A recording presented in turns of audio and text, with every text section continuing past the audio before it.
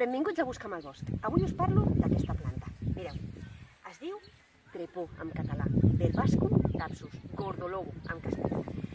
És una planta que té un elevat contingut en mucílags, com el plantatge, i si veieu té una roseta basal d'unes fulles molt piloses i una espiga de la qual surten un munt de flors. Mireu, jo la flor la empro per posar-la com a condiment dintre de la ratafia. Però és que durant segles es feien servir aquestes espigues i les fulles, totes sucades amb oli, per fer-les servir com a torxes, en candils, amb les cases.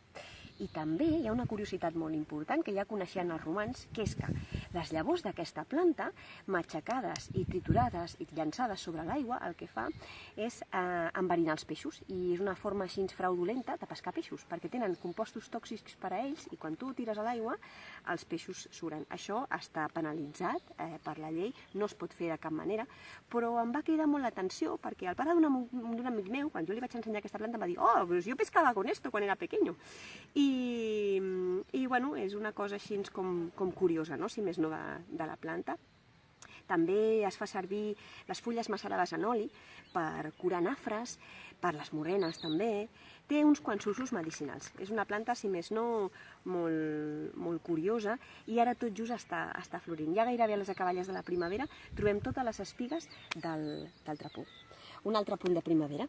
Ens trobem al proper vídeo de Busca'm al bosc.